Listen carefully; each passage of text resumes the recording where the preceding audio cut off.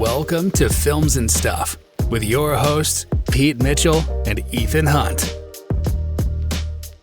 Hi, everybody. Welcome back to Films and Stuff. I'm Ethan, joined by Pete. What's up, Pete? Not much. How are you? It is time for our weekly stream or skip episode. Past few weeks, both of us have cooled down. Pete was riding a hot streak earlier in the year, cooled down a little bit. I've been kind of up and down. So, Pete, you want to reiterate the rules and introduce the audience to what we had to review for this week? Absolutely. So, earlier in the year, Ethan prepared a list of TV shows for me to watch, and I did the same for him. And the idea is that every week, we randomly assign ourselves to watch one of those TV shows, watch at least 2 episodes, if not more, and then on that basis determine, is that show worth streaming or skipping? This week, we had 2 shows, one on Paramount Plus. I originally said it was on Hulu, but it's actually Paramount Plus, called Rabbit Hole, and I had Silo on Apple TV Plus. Should we do spoiler alert? Both of these shows are exceptional. It's the first time in 2023 that we've got a double must subscribe, people. Is that right? It's the first time this year. First time this year. Pete, I will let you have the honors. Tell us about Silo on Apple TV Plus. So Silo is Apple TV Plus's latest sci-fi show, and I am super pumped that I got assigned this. I've been wanting to watch this show for a long time, since it came out. Having said that, I held off because it was a show that Ethan had put on my list. So I said, okay, no problem. I will save myself. And I'm glad I did, because what that allowed me to do was it stockpiled 6 episodes for me to watch. Oh, yeah. And spoiler alert, after I watched the first one, I didn't realize it, but 7 hours had passed and I had watched the 6th one. You watched all 6 in a row? I couldn't stop myself. It was so good. It was not so just good, it's unbelievably good. Yeah, I have not watched as many as you, but I've watched 2 or 3 of them, and I'm completely with you.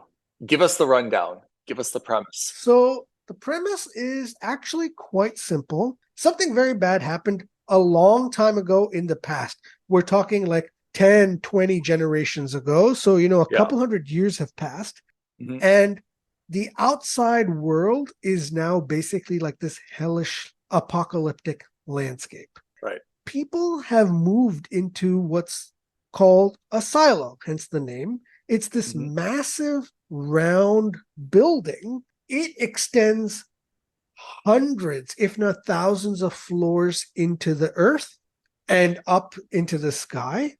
And the idea is that everything is done indoors. So there are levels for farming, there are levels for power generation, there's levels for, infrastructure and system support like IT, etc. All of that stuff is on different levels. And there are effectively 3 classes. So there's the deep down where power is generated, where, waste management, sewer management, recycling is done. So that's considered the quote unquote lowest class. Even though they don't call it a class, effectively, this is a caste-based system. Yeah. Then you have the mid-levels, right? Where you have mid-level work is done there. And then you have the up tops, which is like the high society. It's also where the center of the government is based. And the government system is very simple. There's a mayor who basically controls the entire silo. And society is very tightly controlled. So like you can't have a child without permission to have a child. And so all women have birth control implanted into them. If you get approved to have a child, the implant is removed from the body, then they're given a year to get pregnant. And if they don't get pregnant in that year, they're no longer allowed to try for the child, and the birth control implant is put back in. So it's a very tightly controlled society. And of course, that It's not good, but you can understand why. It's because population control is a very important thing when you're living in an area which doesn't allow for expansion. Interestingly, did you catch that there's only like 10,000 people in the silo? Yeah, something like that. They mentioned the number. It's not huge, actually. No, it's not huge, but at the same time, it's Like population-wise, it's not huge, but facility size of the silo, yes, it is huge, right? so that's exactly right.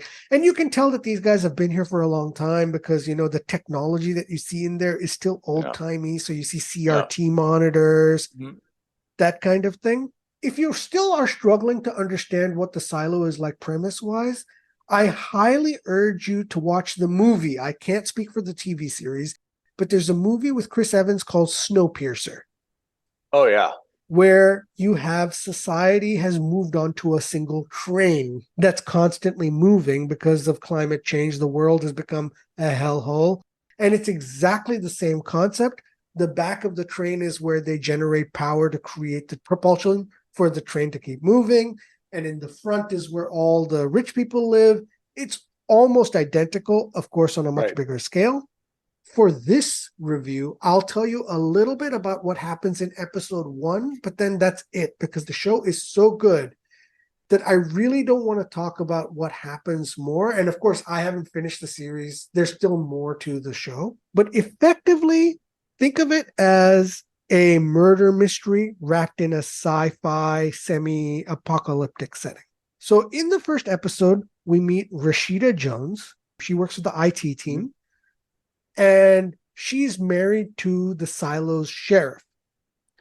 And they've wanted to have a child for a long time. She's not been able to conceive. They finally get permission. This is, I think, her third time that she's been given permission.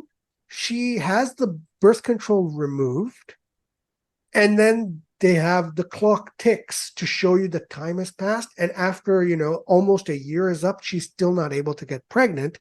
Throughout this time, we learned that Rashida Jones is the type of person who has questions about the past. Like, she wants to understand, why are we in the silo?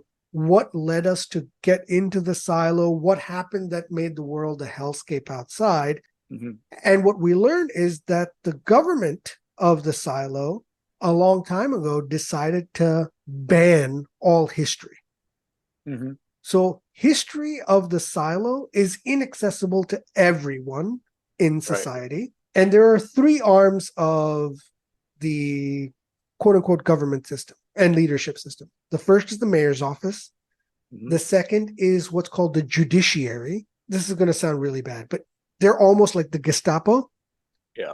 And the third is the IT, which creates the systems and gets the silo running the way it should be running. The sheriff's office is like the enforcers. It's the legally appointed enforcers. They uphold the law. And the 3 other arms are the ones who basically determine what the laws and the regulations are meant to be. Anyway, in any case, we also learned that if you say that I want to go out, that is effectively a death sentence.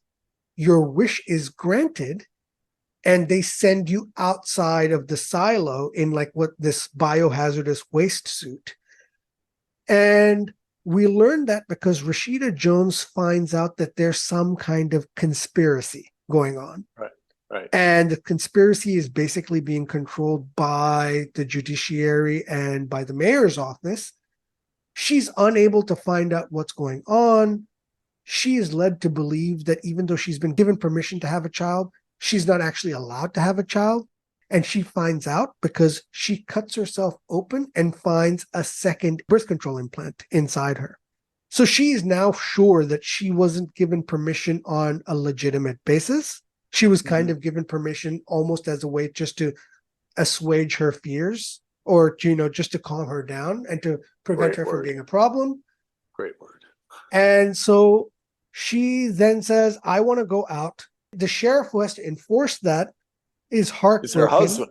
Yeah. Because he's her husband and he has to then let her out. And so we see her go out into the steps.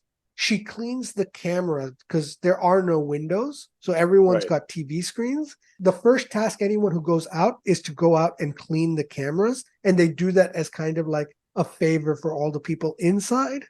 Mm-hmm. And then she takes steps out into the apocalyptic wasteland. And within like 30, 40 feet, you see her collapse and die. Yeah.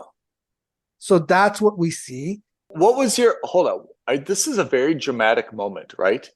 Because it's the first time we actually see what's going on. Exactly. What was your thought like when you saw her walking? Like, what did you think was going to happen? Oh, I knew she was going to die, but I'll tell you offline. I'll tell you offline because I don't want to even mention it here. Okay. But in any case, I was quite positive she was going to die. Okay. And so the first episode and maybe even the second episode is basically dealing with the repercussions of that. By that, I mean the sheriff dealing with the repercussions of that. And so towards the end of the second episode, the sheriff decides that he too wants to go out. Because he's always upheld the law. He's always believed that there is no conspiracy. But now that things like this have happened, and now that he starts to kind of uncover that there may be a mystery, he realizes that he should have supported his wife more. He wishes that he could. He has regrets about that. So he decides to go out and effectively kill himself. Did you think the same thing was going to happen with him? Because his was a little bit more dramatic, right? His was a little bit more dramatic because he's, of course, a very public figure. He's well loved by the community. For a moment, I thought that he was going to just continue walking forward and nothing would happen. So did I. But, of course, he too dies. Yeah. And then his replacement is someone that he appoints, which nobody would have expected. It's someone from engineering whose job was primarily to repair the generator. She's this brash, very abrasive figure. She doesn't really want the job, but she's friends with the sheriff and she agrees to do the job. And her idea is that she'll do the job and also try to solve this mystery on the sly. Mm-hmm. And that's where I am. I don't want to say more about this again, only because this is clearly a mystery. Yes. It's awesome. I don't know where this show is going, but I'm 100% in. I cannot convince you more that this is a must subscribe. There's just no possible words that you should stop what you're doing and figure out a way to watch this show. Yeah, I'm fully supporting Pete on this. I've watched some episodes, but fewer than all 6. And my perspective is that it's so good.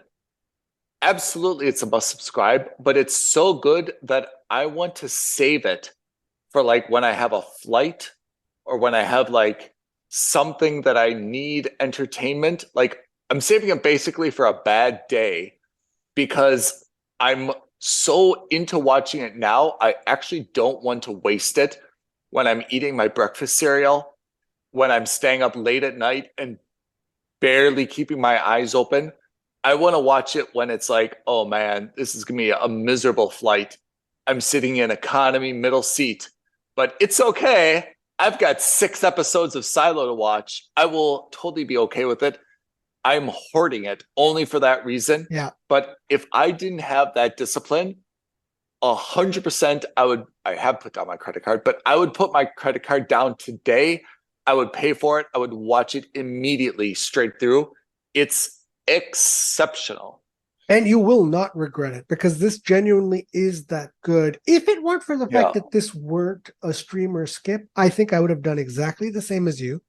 Yeah. I think I would have watched 1 or 2 episodes, realized how good this show was going to be, and then waited so that I could have binged all 10 together. Yes.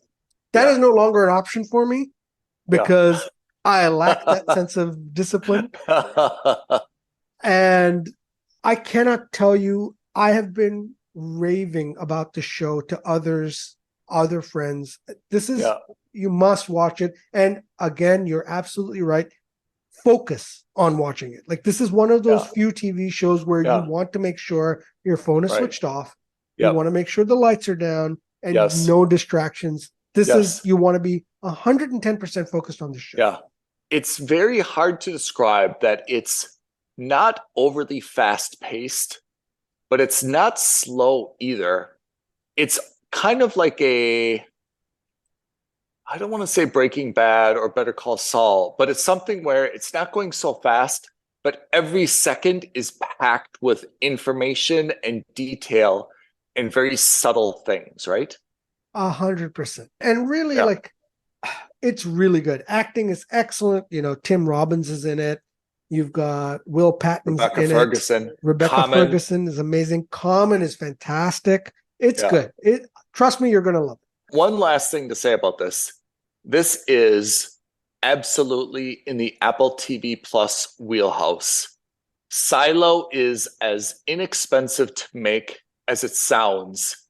And it's so compelling despite the fact that everything is gray and dingy and dirty compared to Amazon's. I mean, Amazon and Apple both have more money than they can spend. But Apple's strategy is to say, let's make a really good show. Doesn't have to cost $50 million an episode for people to love it. Amazon says, let's throw everything against the wall and make this the most mind-blowing visual spectacle. Is it good and entertaining? Nah, not really. But we'll get people to watch it. Yeah. Two diametrically opposite strategies towards content, right? I think Apple basically said, so let's talk about this before we talk about Rabbit Hole, because you actually predicted this almost 6 months ago. So kudos to you. Thank you. Just this last week, Apple announced in their WWDC conference, the or whatever it is, their Apple Developer Conference, they announced their Vision Pro or whatever, their VR headset.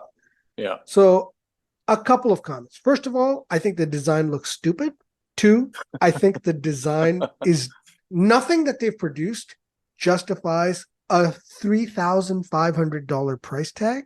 We were questioning why Apple would make a streaming platform. It didn't make sense to us. Yes, they have money, but in terms of grand scheme, in terms of revenue, I mean, they make infinitely more money, literally, I think on a scale of 100 to 1, or maybe even 200 to 1, or maybe even 1,000 to 1 selling hardware than they do from their Apple TV program. And so we had speculated, and by we, I'm saying royal we because I want to ride on Ethan's coattails on this, but we had speculated that one of the things they could do was come up with a VR headset so that they could really use Apple TV to market the idea of an in-home virtual cinema experience.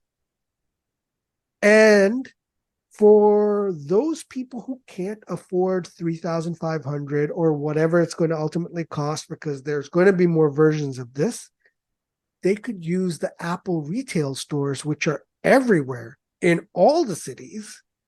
They could use that as kind of like a virtual cinema experience where you could set up a small room with 10, 20 of these devices and get the quote unquote cinema experience while sitting in an Apple retail store.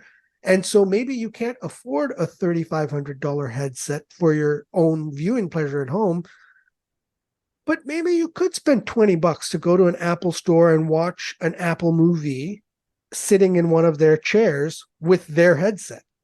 One other thing that I got from the release of this is that I think that the headset is now going to be like the App Store.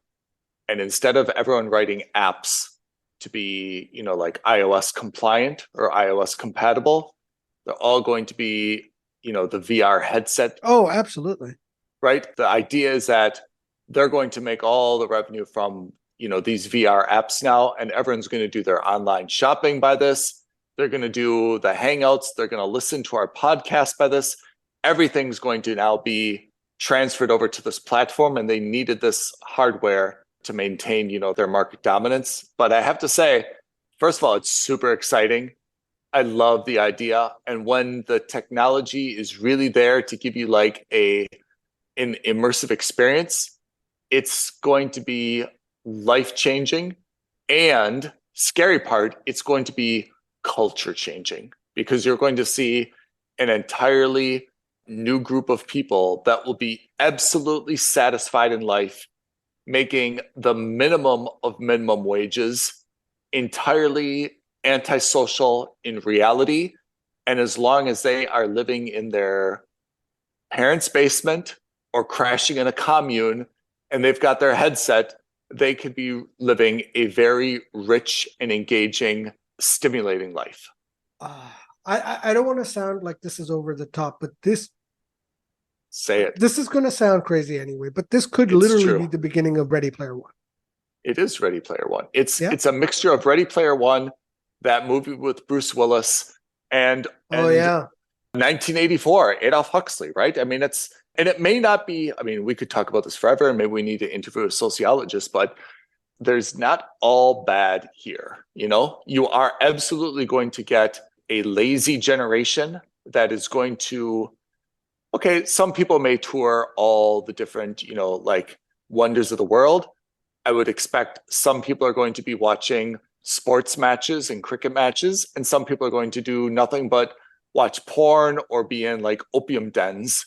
It's going to lead to a huge swath of a generation that actually does not produce or do anything. It also could, to be honest, reduce a lot of tensions, anxiety, angry energy that, manifests itself in violence and other bad behavior by ultimately kind of like placating people.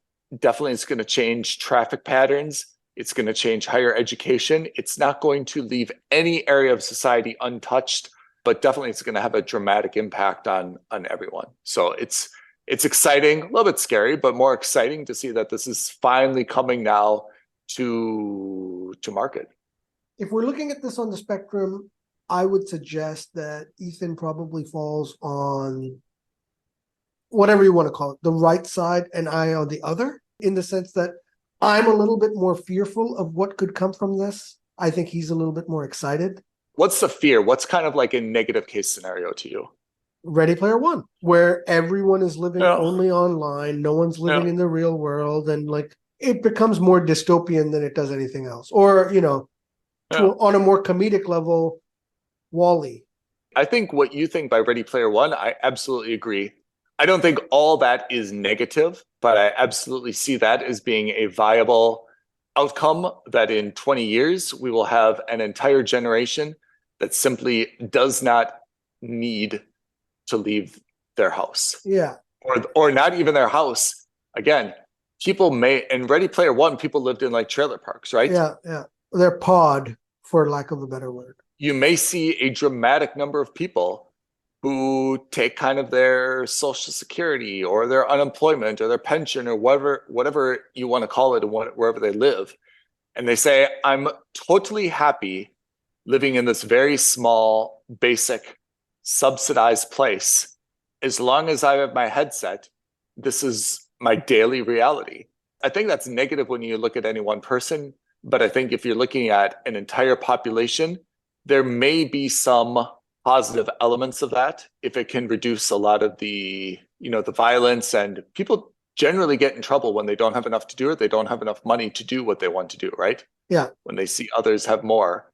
So it may in some ways lead to some benefits, but again, I see the same risks that you're pointing out, and it's absolutely going to come to fruition at some stage.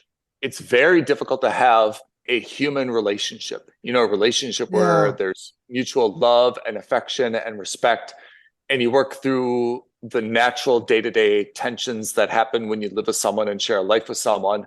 I mean, those are hard to deal with in the best of times, right? Yeah. When your life is so on demand and you're only exposed to beautiful things, right? In perfect settings, it's very difficult then to readjust your expectations to what is more realistic and obtainable, Yeah. So look, anyway, we don't want to talk about hyperbole. We're not going to speculate. Yeah. We just want to give Ethan his kudos for calling this 6 months ago. Thank you. And let's use that as the segue. So Ethan, you had to watch Rabbit Hole on Paramount Plus. Tell me all about it. So, and you and I didn't know anything about what this was about. We Not had at all. no idea. So then I found it. It's actually on Paramount Plus, and we're nothing but honest on this show. I subscribed to Paramount Plus. Even before watching the show, I needed to have it. I didn't have a subscription to Paramount Plus. I previously did. I think I canceled it because we weren't watching anything on there. I paid for the subscription. I watched half an episode of Rabbit Hole, and I think I messaged you. You messaged me immediately, yeah. I think I was breathless. And I was just like, this is maybe the best show on television right now. It is exceptional. And I watched straight into the second episode. I watched 2 episodes. I'm still breathless about it. I stopped only because it was like midnight-ish. I would have watched the whole season for sure. But again, I was like, do I want to ruin tonight and just be done with it because I can't stop myself? Or do I really want to save this for like a special day, or that day that I've got nothing and I can just like be in my most comfortable pajamas? And I decided to save it. But those 2 episodes I watched, it is absolutely exceptional. And I'll tell you why. Please. First of all, stars Kiefer Sutherland. If you have seen Kiefer in 24, this show is not dissimilar to his character there and the overall style.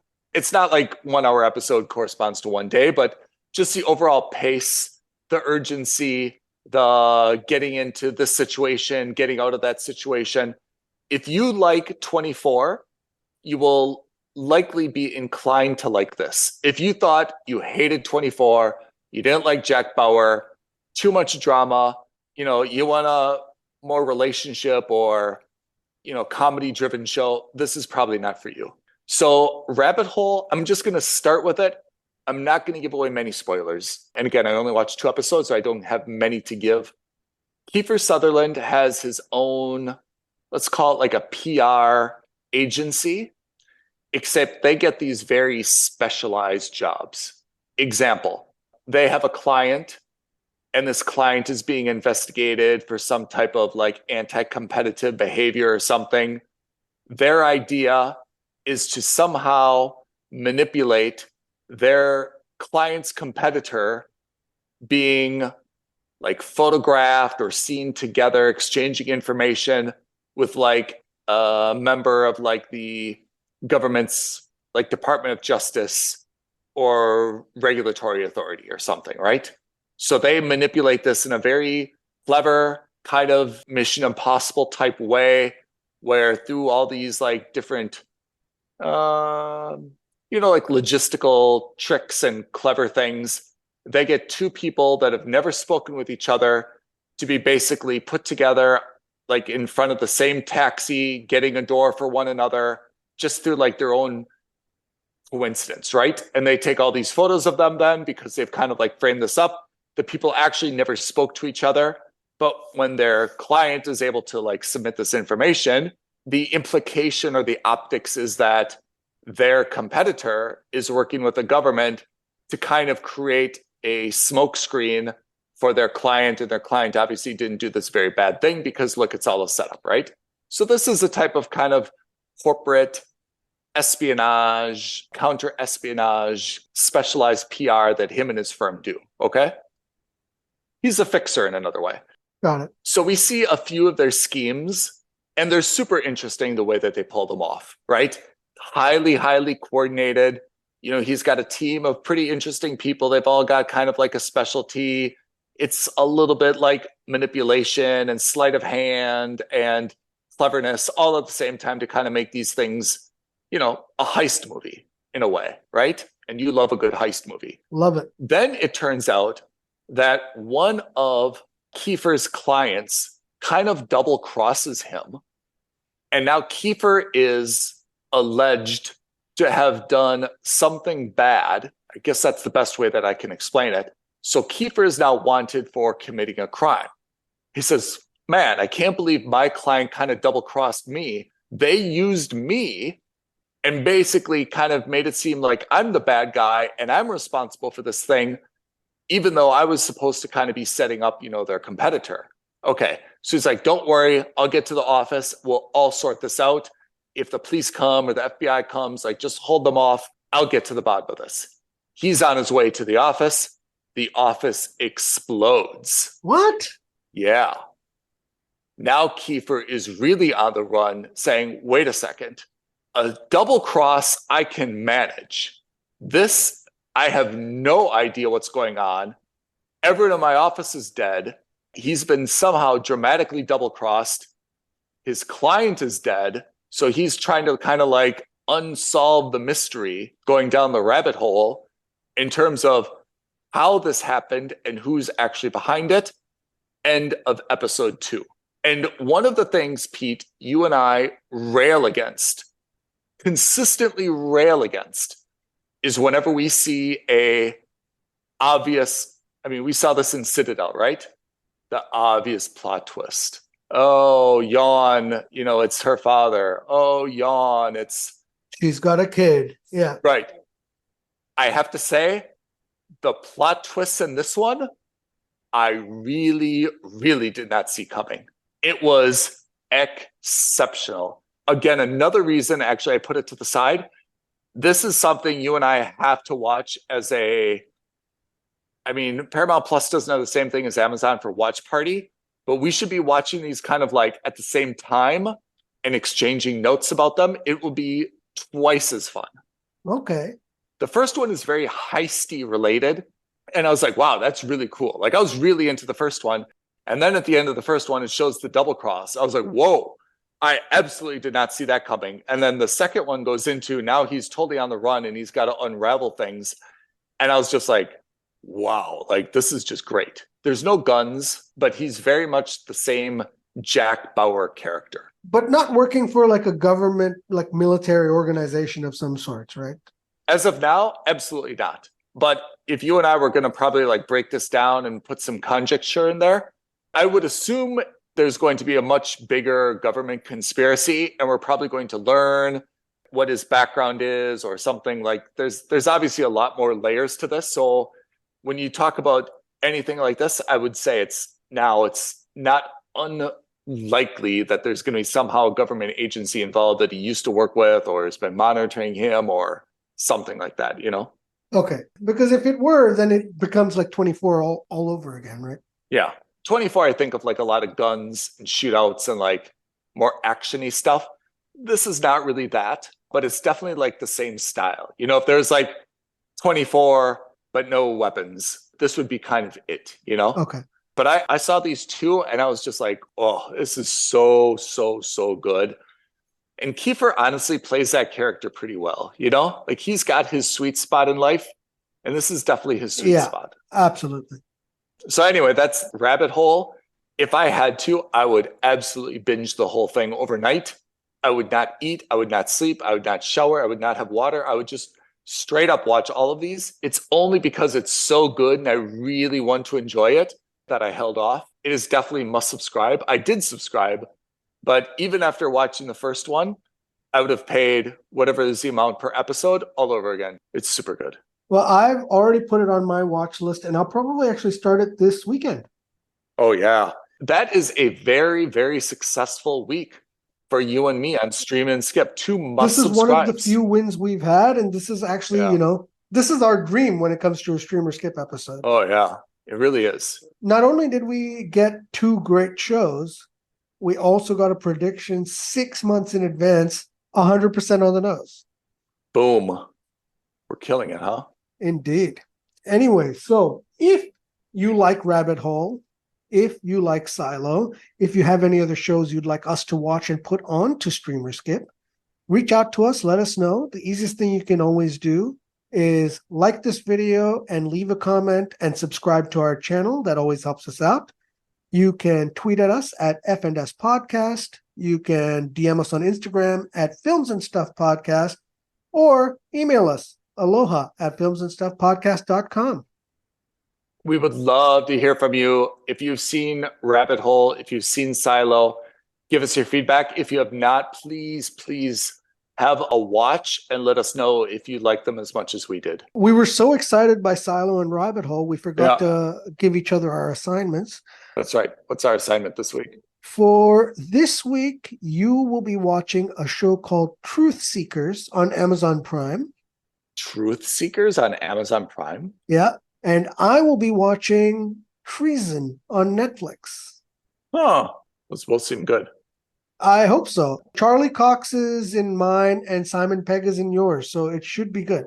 Okay. Super excited about that. So if this week wasn't enough, join us next week and listen to 2 new recommendations or not that we have for these shows. Yeah. Indeed. All right. Thank you, Pete. Thank you, everyone. Have a lovely day ahead. Thanks, Ethan. Bye now. Thank you for listening to another episode of Films and Stuff. If you haven't already, please subscribe and review on Apple Podcasts, Spotify, or wherever podcasts are downloaded. Films and Stuff. There is no substitute.